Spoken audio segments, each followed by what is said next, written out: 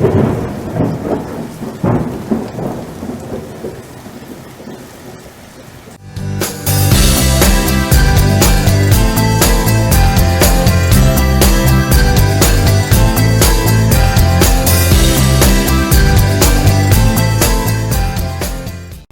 Charlie Pryde here, and welcome to our YouTube channel, Pride of the Villages. So today's topic is sprinklers and donuts. Not these type of donuts. These type of donuts. If you saw my new home warranty video, I showed the homeowner's maintenance checklist that the builder provides. On there are tips to include: consider adding donuts around your sprinkler heads to protect them from damage and overgrowth. I also showed you the home use and care manual, and in there it will discuss your St Augustine Provista grass that they utilize in the new parts of the villages. Now, one of the characteristics of the St. Augustine grass is that it is a creeping grass, and it can get relatively thick on your lawn. St. Augustine grass cannot be replaced by seeding. It has to be replaced by laying sod or sprigs, which will then creep out. That is why on the village's home maintenance check sheet, it recommends the installation of donuts around your sprinkler heads to prevent that overgrowth. Because if your sprinklers are not extending to the full capacity, then there's probably parts of your lawn that are not getting watered. Therefore, that grass is going to be damaged, die.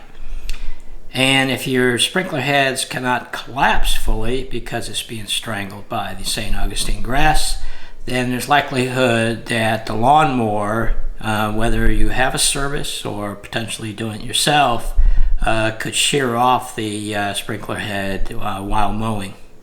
Additionally, the donuts will provide protection for those sprinkler heads that are next to the curbs on the street and your driveway.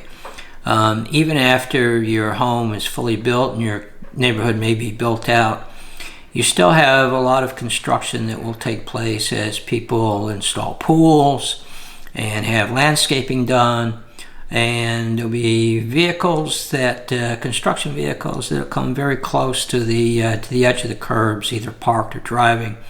And as you can see, in this instance, this one sprinkler head of mine was protected by the donut, as obviously something heavy had run over it and pressed it into the ground.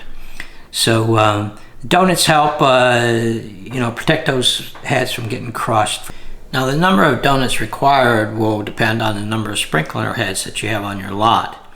My lot in particular has 42 sprinkler heads. Now, 10 of those sprinkler heads are in my flower bed, so I'm not worried about either the creeping grass or construction vehicles running over that. But there's 32 others that are in both my front yard and my sides of my house and in the backyard. I have a relatively large backyard, but my front yard's about standard. So in a designer home, I think you can anticipate somewhere in a neighborhood of 30 to 45 sprinkler heads on your lot. Now, donuts can be bought at places like Lowe's, Home Depot, relatively inexpensive. Another item that you're going to require if you are installing and maintaining your own donuts is this tool. I'll just call it a donut cutter. And what it does is it fits over the top of the donut, and by turning it, you basically are serrating the St. Augustine strands that are coming over the top of the donut itself. That keeps those strands from potentially choking the sprinkler. Lowe's and Home Depot will sometimes carry these donut cutters. When they are in stock, expect to pay about $40. Also, you can buy the Orbit donut cutters online with Amazon, and again, about $40. Okay, so that covers the donuts. A couple of other items I wanted to address, and that is you should become familiar with your irrigation boxes. The first one is your irrigation meter box. It has purple indicators, and this is the box will basically sit between you and your neighbor's house. You will share this box. There will be 2 meters in it. Additionally, there will be an irrigation box with a purple cover that will be next to your house. This is solely for your irrigation system, and within it there will be the solenoids for each zone of the irrigation system and the valves to turn on and off. And as you can see from my box, I have 5 zones within my irrigation system. And it's important after you close on your house, this box will typically be covered up with pine straw, which is the standard mulch that the builder uses for new construction. One of the first things that Jennifer and I did was basically put a boundary around here and put rock down, because if you don't do something around this box, eventually that St. Augustine is going to creep over the top of it, and once it creeps over the top of it, it may be difficult to find in the future. And lastly, I'd just like to recommend that when you close on your new home, take advantage of the orientation that the irrigation company will offer. Not only do they go over the different type of sprinkler heads, and you can see here next to the checks, you're going to have numerous different types.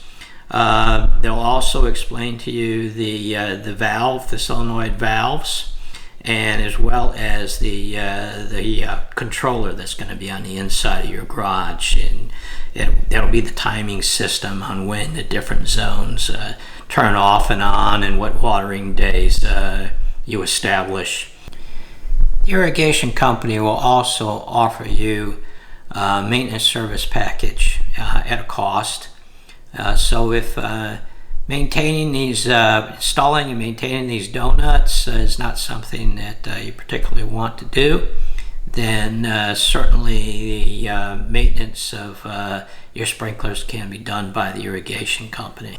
So that's all for this video. Hopefully you found it informative. Enjoy your new home, and make sure your irrigation system is properly maintained. So see you on the next video.